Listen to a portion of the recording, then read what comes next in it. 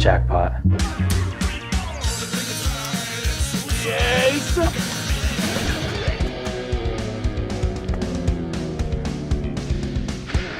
Life sucks, and you swallow, bitch!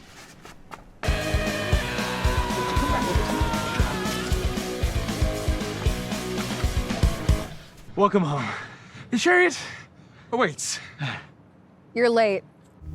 Gutter Punks is essentially the story of Yasmin, who is a very successful academic college student. She's coming home from college to her small hometown to reconnect with her friends from high school, only to find out that her close high school friends have become obsessed with this app called Gutter, which is basically like a gig app or a delivery app, but for crimes in your area.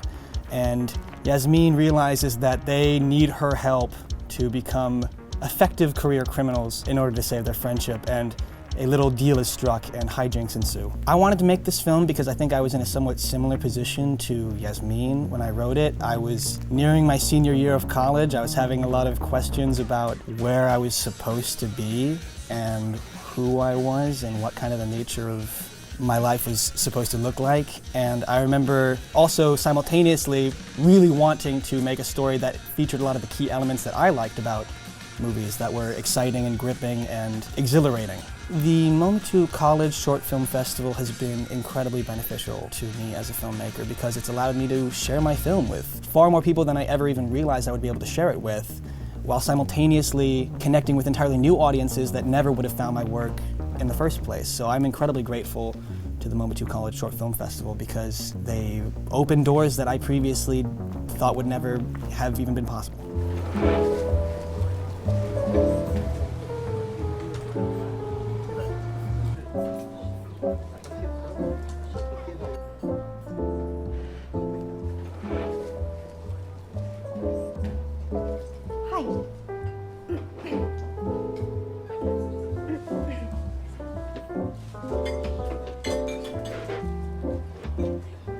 The Lie Count is a story about two would-be lovers that meet on an online platform, but upon meeting each other for the first time in this little cafe, they start hiding their true selves. Upon actually meeting in person, they start lying about each other.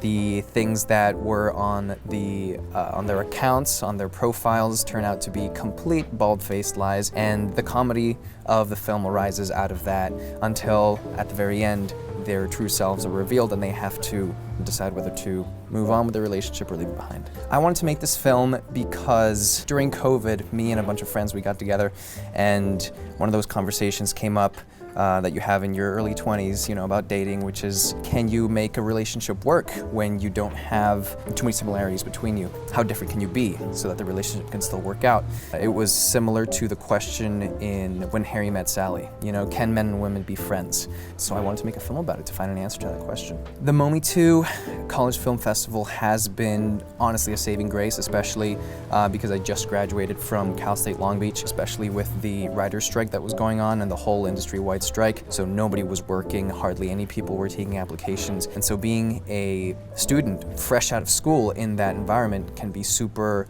draining and scary. So I'm super grateful for Mometu because they provided this opportunity not only to get my work out there and get my peers' work out there, it gave us a goal to strive towards, something to work on that would eventually bear some great fruit. I've taken 5 AP classes. Taken 7 AP classes. So I've taken 6 AP classes. In total, 6. In total, after this year, I'll have taken 15. The AP Effect is about the mental health struggles of high school students taking AP classes, and it does like a deep dive into like how from 9th grade to 12th grade they kind of have to go through the system, what they have to do to get the grades, the anxiety they have, and just overall like what these classes kind of constitute for them in mental health wise and anxiety wise.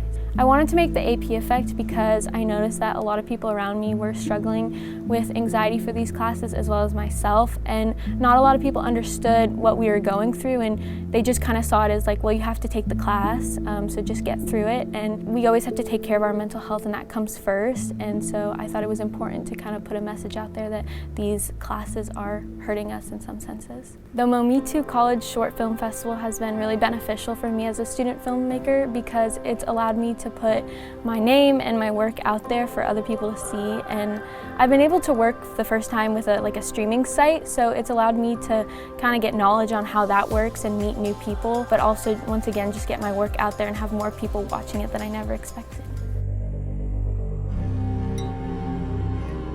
It's okay. Andrew, why haven't you brought a nice girl home yet?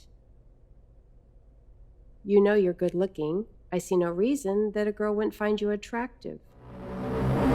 Good Boy takes us into the house of a broken family in which the mother is very controlling and abusive over her husband and her son, and the father is very ill, and we follow Andrew, the son, through his grueling daily experience as we see that he clearly wants to leave but feels trapped by the guilt of leaving his parents. I wanted to make Good Boy because I wanted to connect with those in the world who have dealt with abusive parents and really show how you can feel so trapped in that experience that it feels like you can't breathe. But in that same scenario, I also wanted to show that with enough courage, it is possible to find a way out of that experience. The Mometu Festival has been very beneficial to me because the people running the Mometu Festival have shown me how to really put my film out there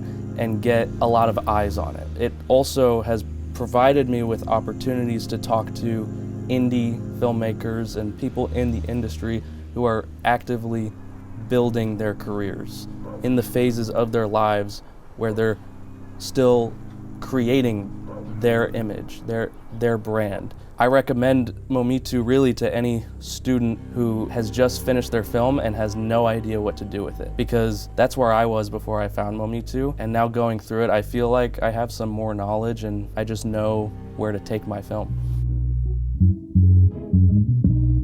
The rent for your station's due in a couple of weeks, okay? No te olvides, por favor, mijo. Ya sé, tío, I know, don't worry. That's what you said last week. How are you supposed to take over for me if you can't even remember to pay the rent on time? No me dejes que decir a tu mamá. No mames, tío, now get out of here. You're making me lose count. My film, El Halcón, is about an ex-Cholo gang member as well as aspiring tattoo artist named Fernando de la Cruz, who meets a young boy named JP, and he's trying to bring his mother back to the United States.